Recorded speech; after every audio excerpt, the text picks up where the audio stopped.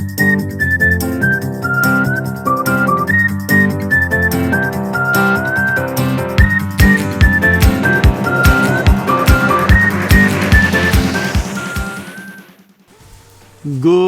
morning!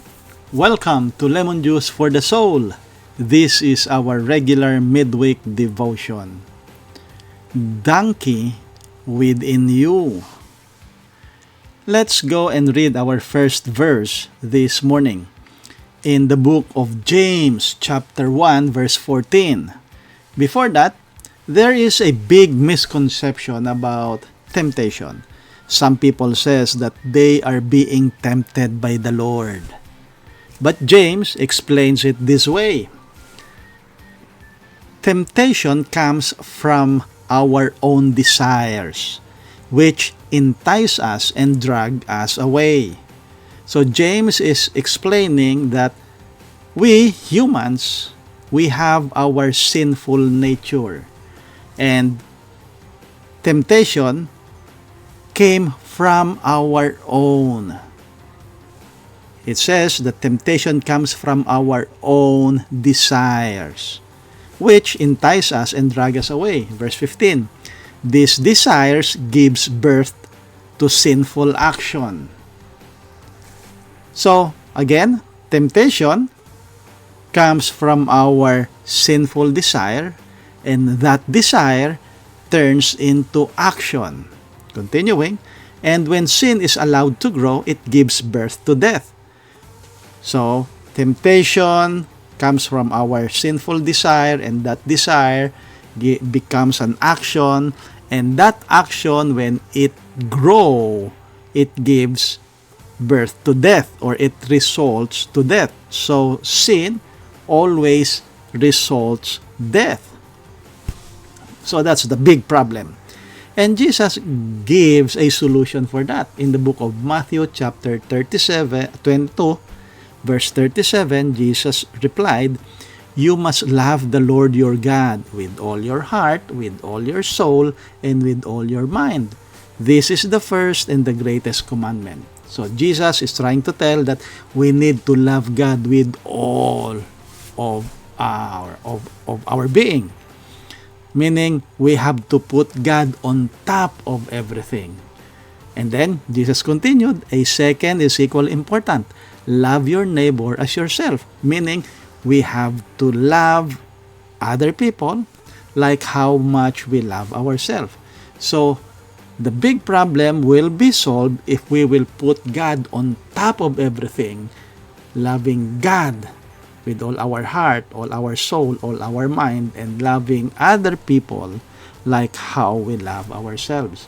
And even Apostle Paul in 1 Corinthians chapter 13, verse 13, emphasizes the greatest need for love. He said, the three things will last forever: faith, hope, and love. And the greatest of these is love. There was a story. Once upon a time, a donkey was tied to a tree when a demon came and untied it. The donkey ran into the fields and began destroying the crop. When the farmer's wife spotted this, she shot and killed the donkey. The donkey's owner was so upset that he shot the farmer's wife. When the farmer returned to see his dead wife, he stormed off and shot the donkey's owner.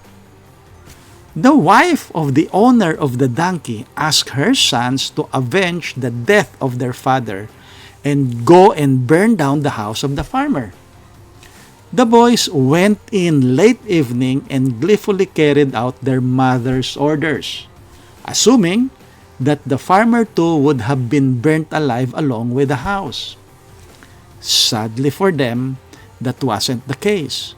So when the farmer came back to see the charred remains of his house, he promptly went and shot the wife and the two sons of the donkey's owner. Suddenly, struck by remorse, The farmer asked the demon why all these terrible things had happened. The demon replied, "Why? I did nothing at all. Oh, except release the donkey. It was all of you who reacted. Some of you overreacted and released the inner devil within you." End of the story. The moral of the story is that the devil does not do anything but wake you up by triggering the ego in you that turns into evil intent and goes about harming others.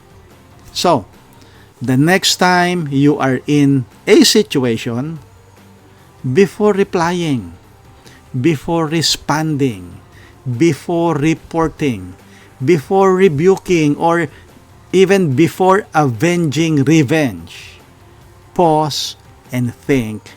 Be careful. Many times, the only thing the devil needs to do is simply release the donkey within you. Going back to our verses, James chapter 1 verse 14, it read, "Temptation comes from your own desires, which entice us and drag us away. These desires give birth to sinful action, and when sin is allowed to grow, it gives birth to death." The remedy, Matthew 22 verse 37, Jesus replied, "You must love the Lord your God with all your heart, all your soul, all your mind. This is the first and greatest commandment. Second is equally important. Love your neighbor as yourself." 1 Corinthians 13:13, "Three things will last forever: faith, hope, and love. And the greatest of these is love." Let us pray. Dear Heavenly Father, we thank you for this reminder. Heavenly Father, we thank you that we are reminded the need for love.